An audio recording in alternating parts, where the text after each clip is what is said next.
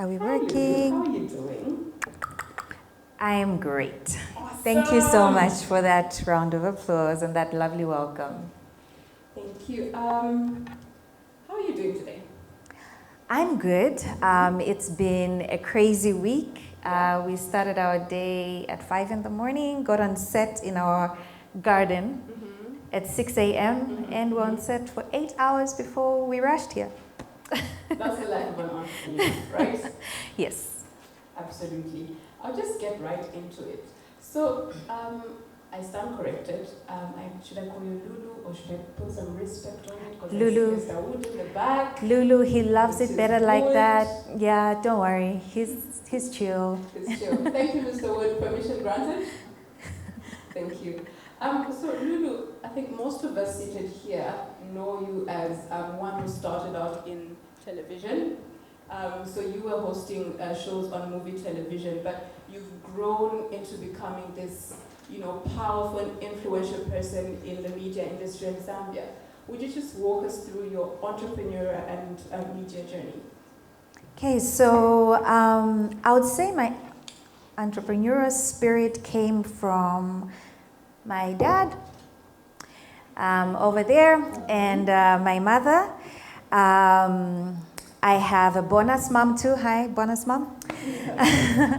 But yeah, they really taught me entrepreneurship from very early on. I think it was based on, some entrepreneurs are born out of seeing a need, a gap in the market, all the right things you should say. And some are born out of just, we got to survive. Right. And mom and dad had to survive. And one of the ways to survive was looking at what they had within. Dad had a guitar. He had a daughter who sang okay. And they convinced her she could really sing, because when I listen to the cassettes now, I'm like, guys, how did you make money with this? Yeah. They put me into studio. And I think from the age of 5, right, Dad? We would go out to sing and sell the cassette as we sing, and then we get back home, and that helps the family. So I sort of grew up with that, hustle spirit, seeing it from my family. Right. Fast forward quickly to high school, I started braiding hair because I wanted to go to America, and my parents promised me that I was going to go to America if I learned how to, take care of myself, but they didn't take me to America. So I ended up in South Africa. And I also had to assist with financing. So financing my food and so forth. So I started braiding hair again and selling secondhand Louis Vuitton bags from Soweto Market in South Africa. Buy it for 20 kwacha and sell it at 1,000 kwacha. So it sort of was born in me, I guess, from watching my parents. But fast forward coming into Zambia, I got into the grind of working for others, but I think I always knew I wanted to do something bigger than just being a TV presenter or a producer. And I guess that's what pushed my entrepreneurial journey into getting into being a creative entrepreneur, if you could call me that. Yeah. Wow, I believe that's an inspiring story, right, guys? I think most of us only know a certain percentage of your story, and for you to be able to share it is really one of resilience, perseverance, and most importantly, I think I sense intentionality.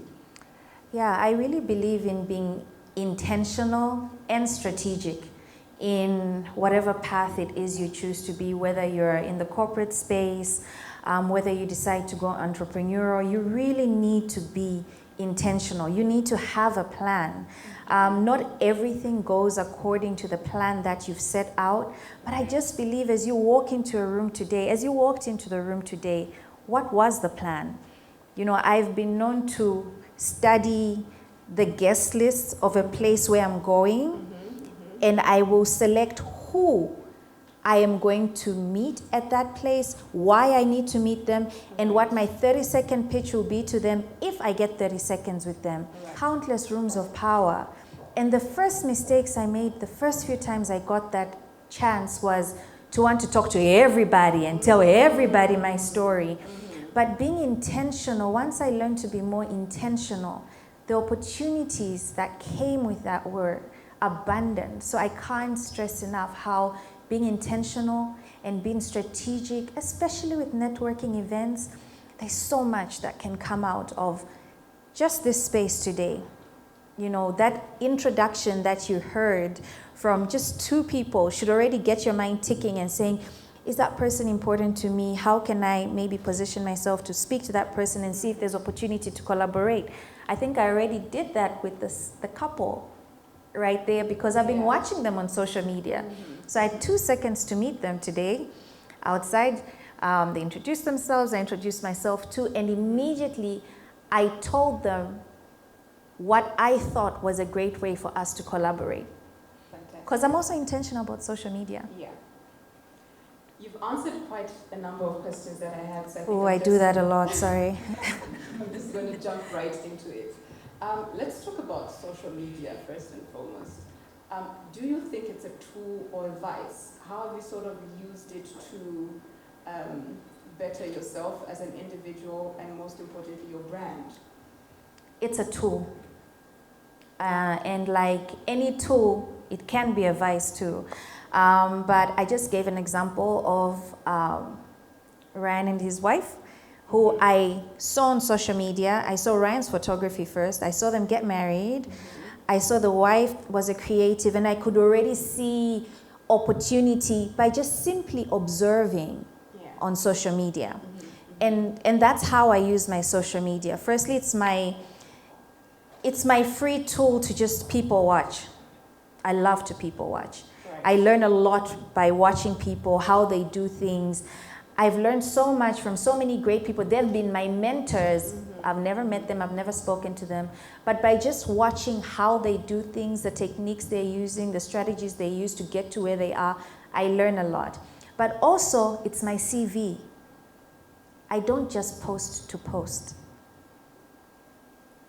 There is an intention to it. Once in a while, yes, I'll show you myself in a chitenge, but that was also intentional. I remember the first time I posted myself wearing a chitenge and I had just killed a chicken. And I said, post this, because I feel like your audience Would love to see it. Not just would love to see it, need to understand you a bit better. Okay. And I think it was the first time I started to become a bit more personal with my content. And I said, no, people need to see this side of me. But also, by seeing this side of me, I think I'm showing the world that I'm growing. I am changing and I'm evolving. Right.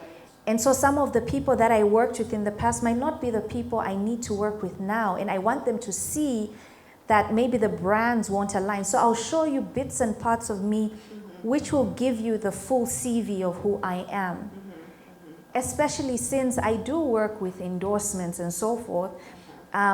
Sometimes I get international endorsements from my rather jumbled Instagram page. So it's not as fancy as you guys. You do the young people, you do the three picture thing. Yeah. It's great. It works. Yeah. It's got an audience. I'm not there. I've accepted I'm 37 and I'm not always going to be cool on social media. But understanding, firstly, your audience on social media. Who are they?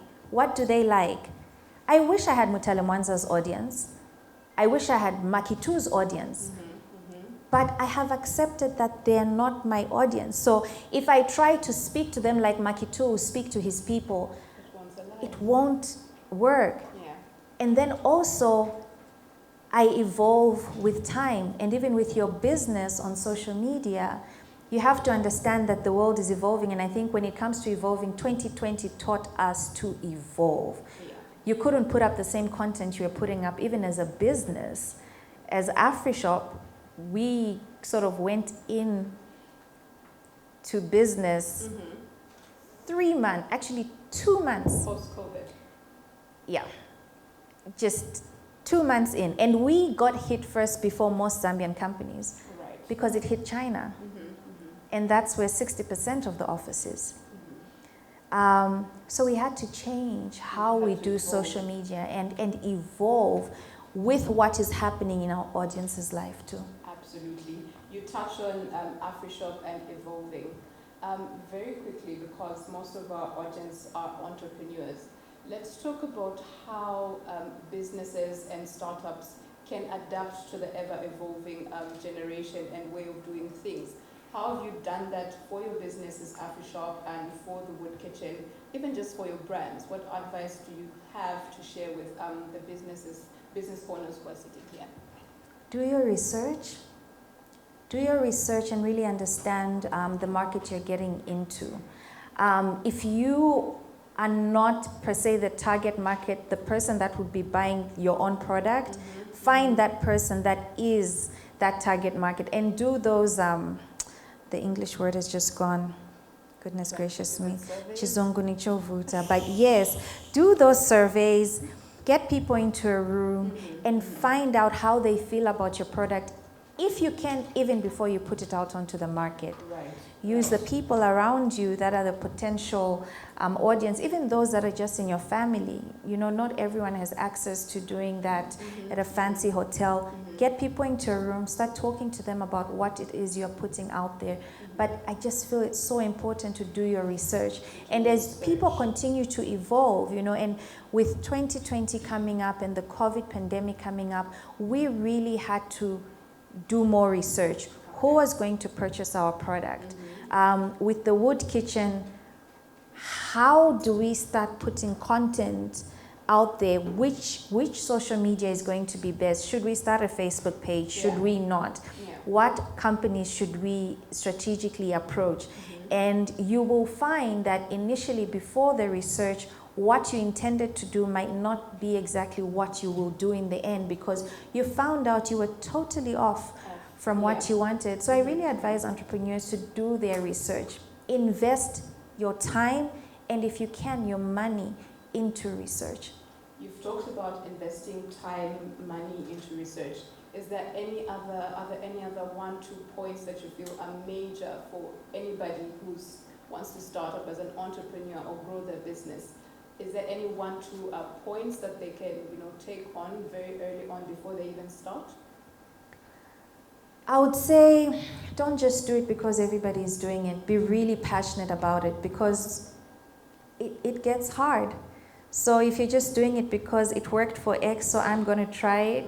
I've seen it with female entrepreneurs, especially in the fashion space, saying it's working for Miss Chic, so I'm going to get exactly the same type of clothes. I've got a similar body to her, so my clothes are going to sell. And it doesn't sell. So go in with a good intention. Go in also with passion, so that when things get crazy, you still have that passion to jump onto. Also, if you can, go in realistically. Realistically, I mean, some people will spend so much in starting a business and put so much investment into starting a business that didn't need to start so big. So don't be scared to start small. And finally, for those that will be working with partners. So I have worked with partners, and I think in 2 cases it's international partners. And my biggest mistake initially was not doing the paperwork. Or not understanding the paperwork. And so I got burnt, and I got burnt hard, and I lost a lot of money. Can I just ask you to explain paperwork? Get those contracts in. There you go, guys. Contracts. Those contracts are important. I'm a creative. I do what I do because I love it. I don't need to sign a paper. Sign the paperwork. And especially if you are in a partnership. I don't care if it's your sister. I don't care if it's your friend. Sign those papers. Put in the registration for that business. Understand what shares you own and what shares you don't own. Also understand what your exit strategy would be if anything went wrong. Talk about those things before you start. You talk about partnerships, just to linger a little bit more on this. Do you think it's important for people to just start businesses solo on their own, or how important are business partners in terms of maybe tapping into expertise or finances? And how then can people identify good business partners?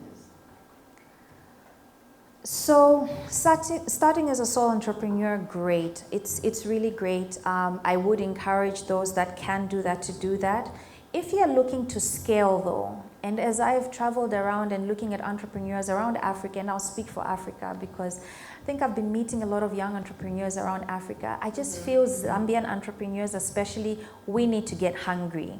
We need to get just a bit hungrier. We need to start doing a bit more research also on the opportunities out there for entrepreneurs to get funding. Right. It is out there. I keep getting upset because I'm meeting Nigerians, Egyptians, and they are, pushing and pitching for funding, and they are getting funded. Right. So let's start doing the research into funding opportunities. And yes, once you get into funding opportunities, that means you are sort of getting on an investor on board, and not all the decisions are going to be solely yours. But there's still huge opportunity in that. Instead of making the 20,000 kwacha turnover per month, you might be making 200,000 kwacha turnover a month because you went that route. So I think let's do our research, and also let's think out of the box into what kind of businesses we are going to get into. What are the businesses that are ticking out there? What are the businesses that are getting funding? Tech is a huge space right now. And I'm really hoping more Zambians can get into the tech space. And you'll be surprised also at what kind of business you could start in the tech space. So let's do our research, and for the female entrepreneurs especially, sorry, men, love you all, but for the female entrepreneurs, let's look outside of just doing fashion the way it's always been done, or doing beauty the way it's always been done. How can we take it to the next level and use tech? Because the world is becoming digital and there's so much opportunity there. Right. So I love that you talk about technology, because really, we used to say the future is technology, or the future is now. Yeah. The future is here. So it's not an excuse anymore to say, oh, I'm going to hop onto the bandwagon of technology later. I think COVID, to your point, was very evident of how technology is just very relevant at the moment. Yeah. Very briefly, let's touch on the wood kitchen. Firstly, very catchy name. How did you come up with that? Lulu and William Wood. You just decided, let's just use our names and we're done. Well, yes and no. So I've always loved cooking, and I happened to be hooked up with a guy on a blind date that loved to cook even more than I did. And I found that challenging. So I love a challenge. That's why I love this year's theme for Women's Day. Choose to challenge. I thrive on a challenge. I think my husband a few months ago said, you really like being busy, né? Because even when I don't need to be busy, last night I kept him up. I was tired. I had slept an hour the night before. I wasn't feeling too well. And I was like, honey, no, before you sleep. So don't you think if we should? Anyway, so I think we got married. I lost a business, Dagon Media, and it depressed me. And now I was home. I had never been just home in my adult life. So I started to cook.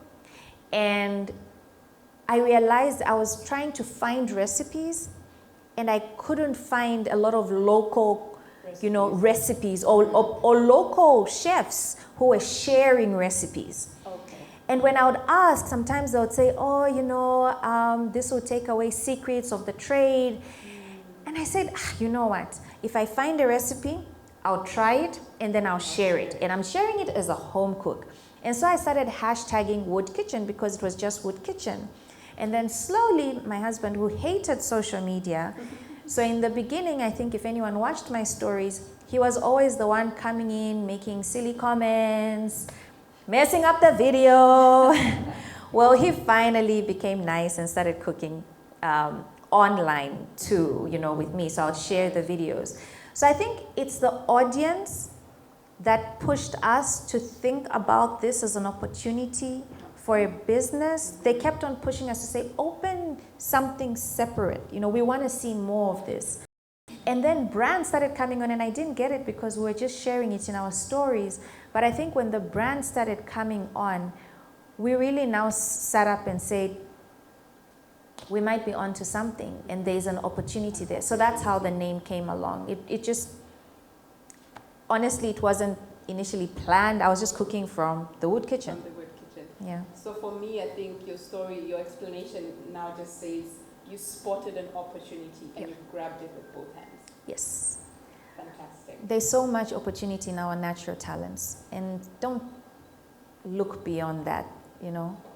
Don't look beyond that, especially in this day and age. And as a creative, there's so much hunger globally for African content. So let's grab onto that. So just talking about the wood kitchen, is this now a formally registered business, or is this, how is it running? So we are in the process of formally registering it. I think we've gone through the first part of the process. And yeah, we are really taking it seriously now, and we've got a lot of big dreams for it. We see it going beyond just food, and I think slowly people will start to see where we are trying to go with what we are trying to build with the wood kitchen. Fantastic. So you talk about having a vision for your business. Just to bring it back home, for entrepreneurs here who are sort of seeking finance for their startups, do you have any advice for them? How can they sort of find funding to sort of push their business to grow? I would say if you could, let's get in touch with the hubs that are available for entrepreneurs to really learn. I've come to understand also that not everyone will have a friend that you've known for 5 years that finally says, hey, those ideas we've been speaking about, I've got so much money in my account, and right now I think let's start AfriShop. It doesn't always happen like that. So I think I was lucky with AfriShop and even with Dagon Media. And I didn't necessarily have to go to Bongo Hive to start to learn, you know, what to do. And to some extent, I wish I had, because some of the mistakes I made, I could have quickly learned. And I think these hubs are all around. I think you can shout out a name. There's Jacaranda Hub, right? There's Bongo Hive. And there's lots of hubs also online that you can sort of connect to and learn as much as you can. These networking opportunities are also good. But I also know of Kukula Capital out there, and they are also giving out funding.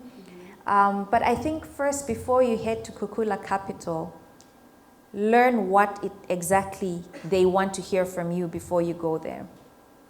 As a creative, I didn't necessarily go to Jacaranda or Bongo Hive. I think initially, as I just started being a freelancer, I already realized that I didn't know how to talk to the corporate world, because I had worked at movie TV. It was the most unprofessional environment you could work in. Nothing terrible about it. We were starting out. We were starting the TV station. We were all babies at it, doing what we could. But when I left movie TV, I took a risk and went into the corporate space and worked for Citibank. Why did I choose to work for Citibank? And I was very particular in which bank I wanted to work for. And God is so good that I managed to get in. I wanted to work at Citibank because it was a corporate bank. I now had access to the people that potentially, that are paying me now actually. You know, some of those businesses now pay me to do work for them. I feel if I hadn't gone to Citibank, I wouldn't have had the knowledge of how to talk to them or understand what is it they're funding. I started watching them, you know, why do they fund that? Why aren't they funding the creative space? Why aren't we talking to them the way, you know, they want to be spoken to? And I feel like that 3 years at Citibank taught me a lot. It was my Bongo Hive to some extent. I got to understand the corporate space. I actually changed my brand identity to a point. I changed how I spoke. The tone of my voice was like this before. Because I was on movie TV and I had to keep you up and nah. You remember that girl? Yep. Guys, we weren't ready. I feel sorry for everyone that watched me. I'm so sorry, genuinely. It's what paid me. But anyways. It paid the bills. It paid the bills. I actually had to change my brand and how I wanted people to see me. I changed even how I dressed. I wanted to make sure that when I walk into that room, they will listen to me. And it went even beyond on the business side because I'm very passionate about giving back. I realized I had an influence and I was passionate about using my influence for social good. So understanding what you needed to be in order to get into a space like the UN, even before the UN ever called me, and by the way, I never even applied for any work I do with the UN or the US State Department, that all came from Citibank and learning and watching and understanding and seeing where my mistakes were and then refining, but staying constantly teachable. I am still learning even now. I think we're going to hashtag that, stay constantly teachable, guys. You talked about Dagon Media and how you were sort of shattered. Can you just walk us through what the business was? Sorry. No. I don't mind. We need to be open in order to learn, right? Can you just walk us through how the business operated and some of the lessons you learned from it being a failed business? So Dagon Media was a creative agency. We grew quick and fast.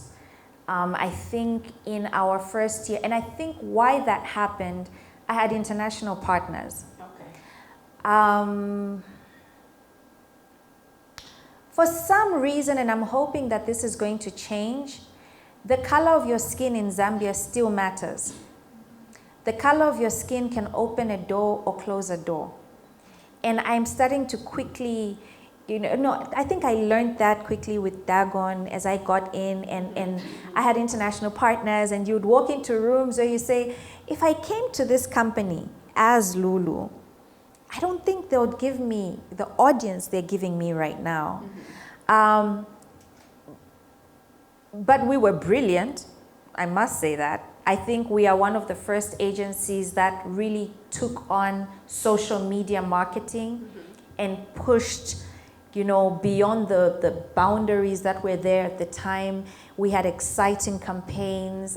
Everyone was talking about us. We worked with brands and made them more reachable to people. You felt like you were talking to a person instead of just talking to someone at KFC on Twitter. Yeah. So we did really well, really fast, expanded extremely quickly.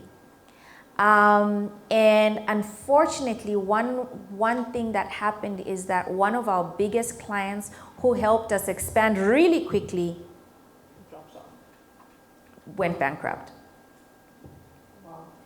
So we were open in Zambia, Ghana, Cameroon, Uganda. We were living the life. We were flourishing and thriving. But my mistake also was not having read the fine print when starting out. I was just excited, man. I was just a brand ambassador of a brand owned by my partners, and they say, we love your ideas, let's open up a business. And I was like, yay, you own this number of shares. Really? Oh my God. And we're gonna pay you this much in dollars. Oh. I have arrived. But I never really looked at that paperwork well. So when things ended and I was saying, okay, maybe I'm just gonna get something, because we made a lot of money, I didn't walk away with anything, and that's my bad. I didn't look at those papers. So we grew strong fast, and I think that's what happened with our downfall. But I'm very happy to say at least all our employees that worked for Dagon at the time have gone on to do really amazing things in the creative space, and for me that makes me really happy, and we've still worked together.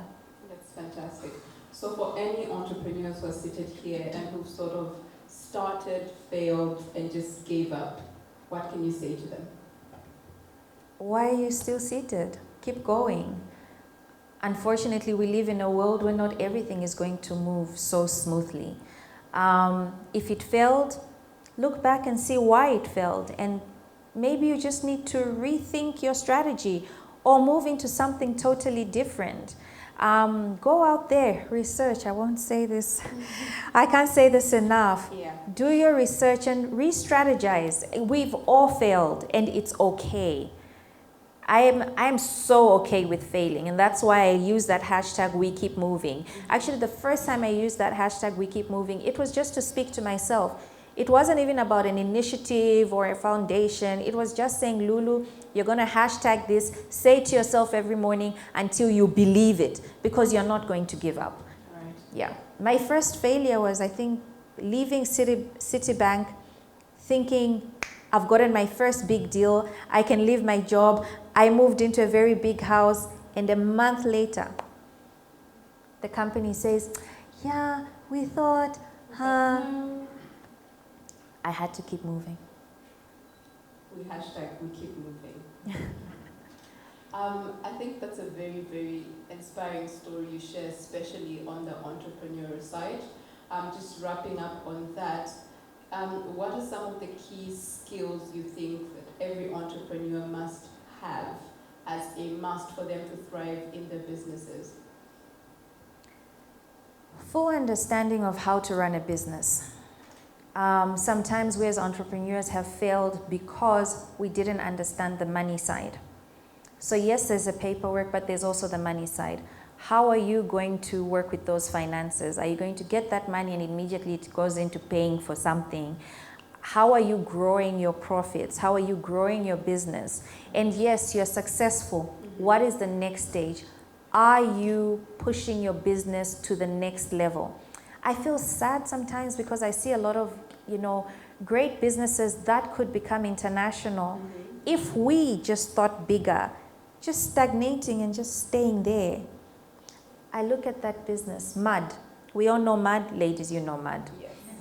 Yes, we do. We've all shopped from there. Don't you love that mud grew from being in town on Cairo Road as one shop into being 2, 3 shops in town? Then they moved into the mall and then into the next mall. Yes. That's what I hope to see for Zambia. And it can be in any business. I'll give you another example. Beauty Garden Salon. Yeah. Because I used to do my hair there in North Mid. And I remember my husband taking me there once. He says, there are no salons at nice places. And there's no parking. And there's no parking. Like, why do you come here? But they were that good.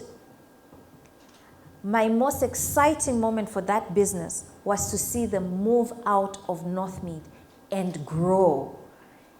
And before, what limited them was just saying, will we afford those rentals? Right. But if you position yourself right, let's learn to take some risks. I think you touched on risk-taking, which is very important for anybody who's running a business or just starting out in business. And I like that you touched on finances. So something key, I think, is financial management.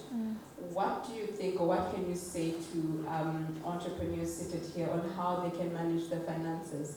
Should you then make 10 kwacha today and go blow it up? Or how then can they sort of save and reinvest in order to grow their business and make it more sustainable? I think there are great free tools online for you to be able to work with your finances.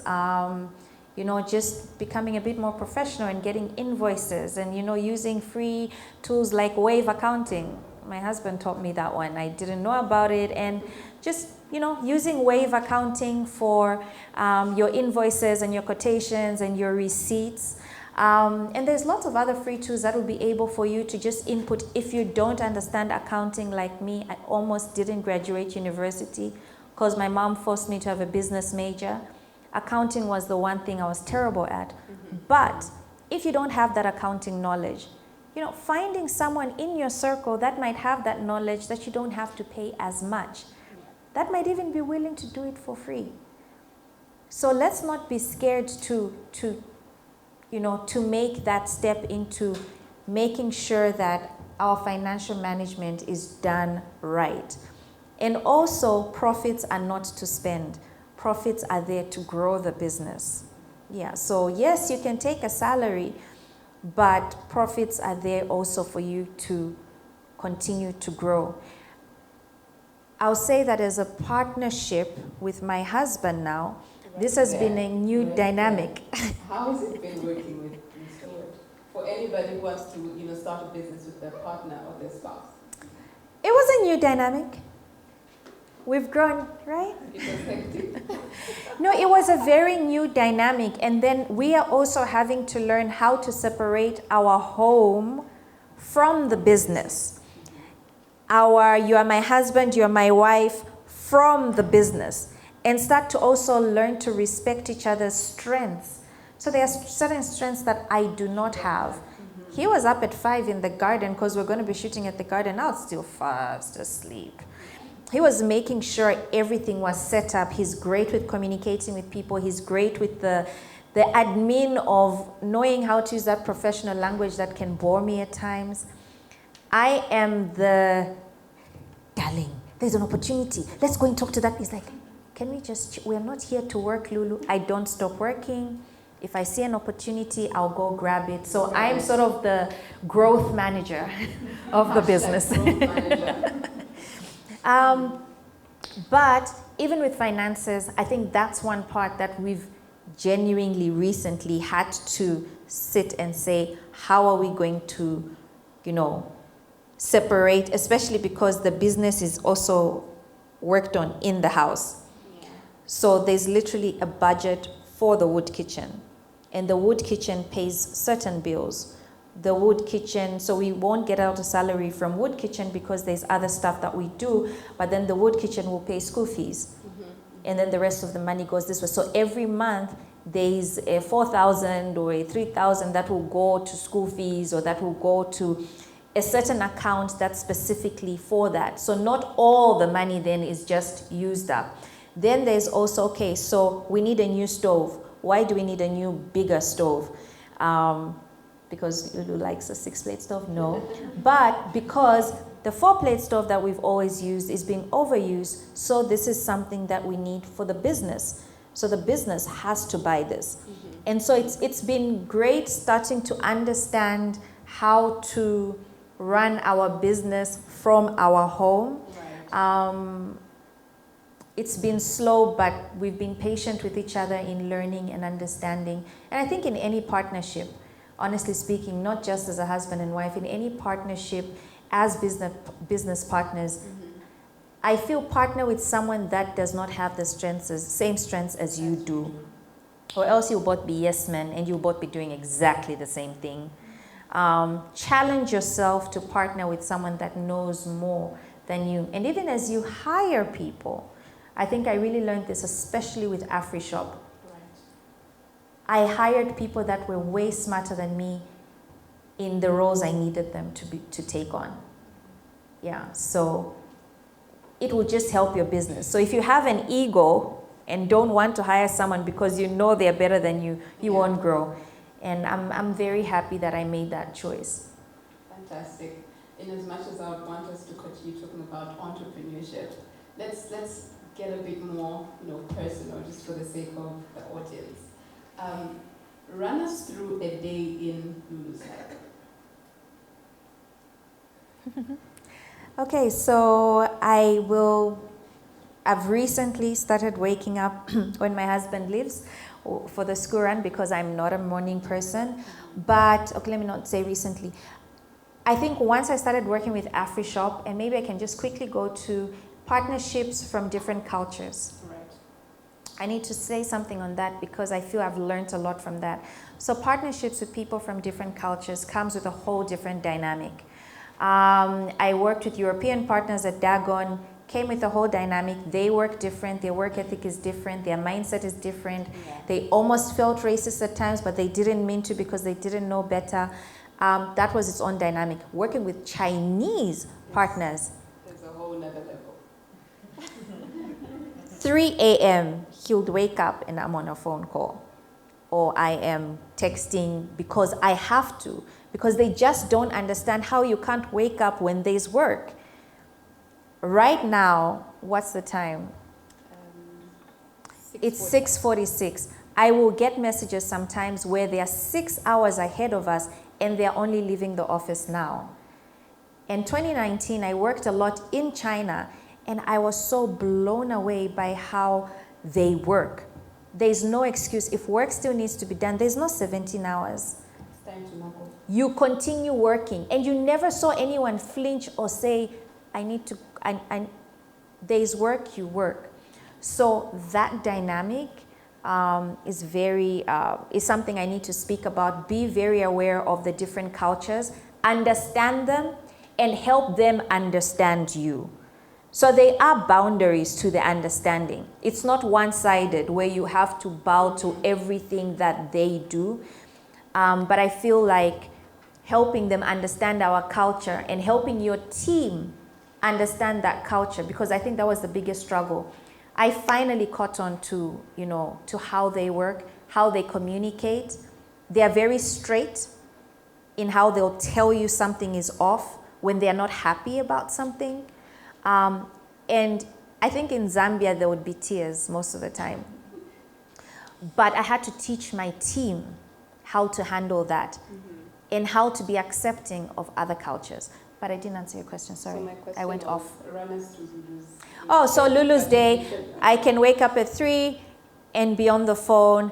I'll take a nap again, get back up again, make sure the kids are gone to school.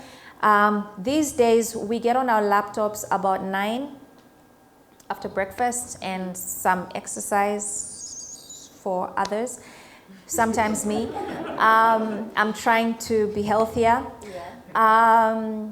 I don't think I always get it right, and I feel like to have a work-life balance, there has to be sacrifice. With us working from home, though, I think I'm doing better on the home front, and I think both my husband and I are even doing better with each other because we were both extremely busy. My husband worked like 6 days a week. He was in the hospitality industry. I was working crazy hours and traveling a lot. I would come back home and I'm trying to be there for my kids, but then I'm nagging him because I want to be there with him, but he's busy. So it was not easy. So some things fell through the cracks. And to be honest, some of those things sometimes are your marriage not being as happy as it can be because you are concentrating on your work. And when you come back, instead of just making the most of the little time you have, you're nagging your partner. And sometimes sacrifice also means shutting off work for a bit and saying, listen, I know I have to work, but I need time for my family. I need to call my dad. and I don't think I'm always the best daughter because I get so overwhelmed with what's going on in my little world that suffers. That relationship suffers. The relationship with my siblings suffers. But I'm trying, and I think you always just have to try. As a creative or as an entrepreneur who's very much a goal-getter, some things will suffer. And I just think it's sacrifice. Work-life balance is a form of sacrifice for me, to be honest. What keeps you level-headed when you're overwhelmed with all of these emotions? How do you just manage the stress, the anxiety? How do you do that? When I'm home, I garden. So the garden is my happy place. It centers me. I love music. I love to travel. Interesting part is, I only traveled the first time out of Africa when I was 30, but it was always a dream to travel. And I hardly ever travel just on holiday. I think every trip in the past 7 years, almost every trip apart from 2 has been for work. But what helps me is I take time out during those trips, even if it's 3 hours on that trip, to just do Lulu, to go into Zara and shop, or to go to a new place and learn a new food, like that's why I loved China. I was working so hard, but that food, it kept me going. It just helped center me. So just little things like that. I love food. I love family. And I love, nature. So we live out of town. Absolutely love it that way. It takes me away from what makes me anxious. Right. Yeah, it takes me away from what, like it feels like stresses me. So intentionally, even now as we are, trying to build a new home, we really made sure it's Away from the noise. 27 kilometers away from everybody. Any two pieces of advice for people here struggling with balancing work and life?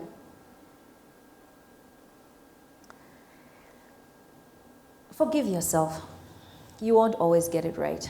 Like, I'm just going to be very honest, because anxiety will kill you, especially because if you're as hard as yourself as I can be on myself sometimes, I end up even making more mistakes because I'm being so hard on myself. So forgive yourself, and try make that time.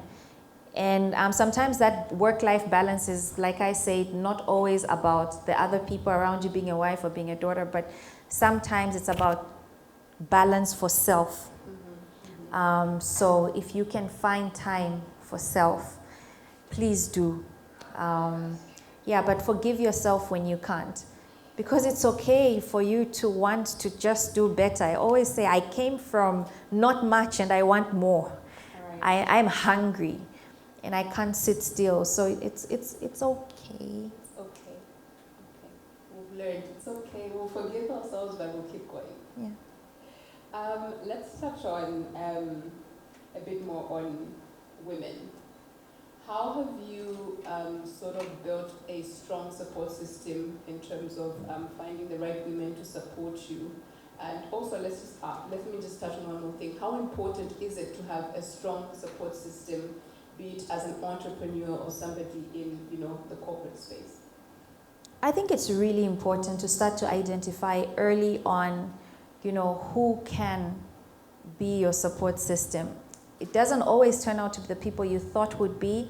I think I've got some incredible people in my life that have supported me. I'll mention one of them, Samba Yonga. Initially, I wouldn't have seen her as someone I would lean on so much over the years, but I would literally say, Samba Yonga, Kathy Funda Funda, we've helped each other grow, and they've been a fantastic support system.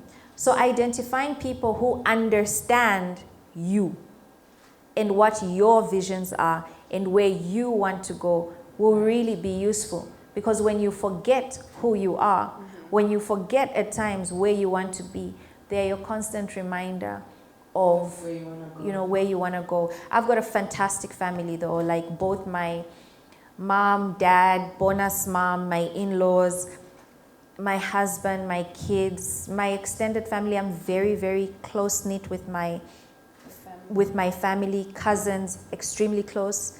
They have also been great support system. And I've also sort of identified who in the circle of my family that lives a life that I would like to live. So who inspires me, who makes me want to work harder. Those are the people I want to speak to. So normally you find I'm closer to the older people because I feel like there's so much I want to learn from them.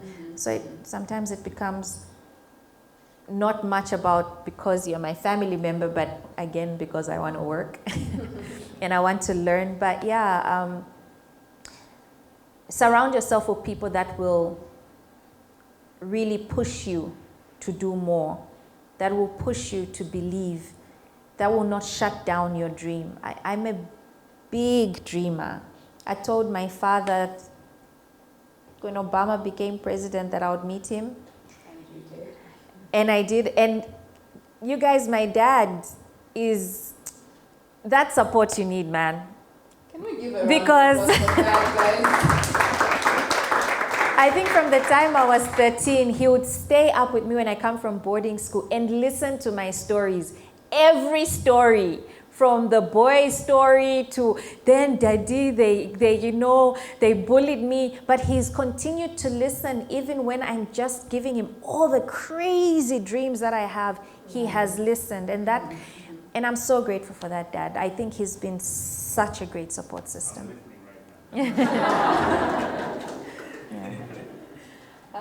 That's very nice of you to say, and I think that's very comforting for most of us who are seated here in terms of finding ways to lean on support systems, be it family or friends.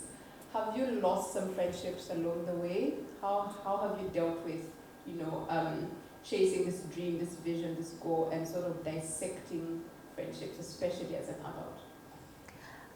So friendships were very interesting for me when I came back to Zambia, because Dad and Mom were missionaries in Zimbabwe, and we moved here after 13 years. So we'd been there 13 years. I was 21 when I moved back. I actually moved back before them. And it was very new for me. Firstly, I had never lived in a city. I'd always lived in some bush far away, just SDAs, somewhere. So it was a whole new world for me. The idea of seeing people drinking and smoking and going out for parties was so new to me. I am enjoying a bit of it, Dad, right now, to be honest, but I still sort of stay in line. But it was a whole new dynamic for me, and I feel sometimes Lusaka can be very, I went to school with her, we went to uni together, it can be cliquey like that, so it can be difficult to find friendship and find, so I found it difficult, but I'm glad to say the few people I can honestly call friends are still my friends. They have been ups and downs in those friendships.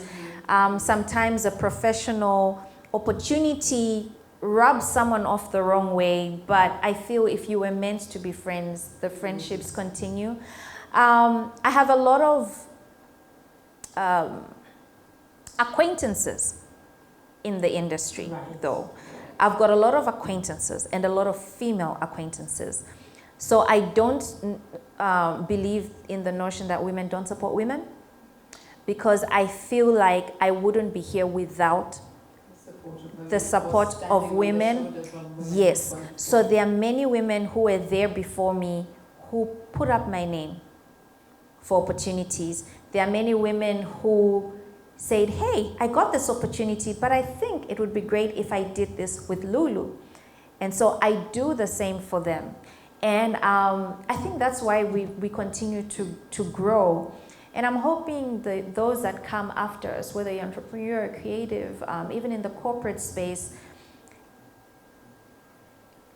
if you want everyone to be your friend or everyone to support you, you will have a problem.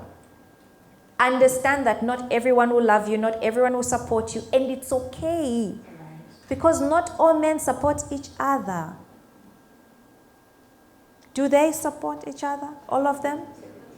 So where is this hashtag women don't support women coming from, So let's do the same thing that the men do. They identify who they want to work with and they work with them. They identify who they want to click with and they'll click with them. And it's okay. They'll see an opportunity there, go grab it. So as women, let's just do the same. We are supporting each other, and I applaud each and every one of you. Very quick, and I still want to ask you questions at each time. I'm just going to ask one last question as the audience gets ready to get into Q&A. Okay. You talked about International Women's Day just when in the initial start of our conversation, and this year's theme is Choose to Challenge. What's the one thing you're choosing to challenge this year? It could be in your personal capacity or your professional capacity. Okay, so that's two things. Actually. Yeah. I'm choosing to challenge anyone that wants to tell me that a woman should be, how can I put this? And I think I tweeted about it and put up a post about it when I saw, and I got in a bit of trouble, but it's okay. It was a misquote, but I still stand by what I said. I will speak up for a woman's rights. I feel that sometimes and many times we are the victim in a big issue, and instead of dealing with the issue at hand, they try to fix women. So I'm done with that. I am tired. I don't like to speak out a lot, and I only speak out when I feel I have to, and I'm done with that. So whether it's a government or whether it's a church, fix the problem, The men are mostly the problem right now in most of the social issues we are going through. Find ways to fix them. I am going to challenge you if you try to always bring up the woman as the problem in a situation. No, don't come and try to fix me and tell me how to dress because someone raped a woman. No, who raped the woman? It's a man. Fix him.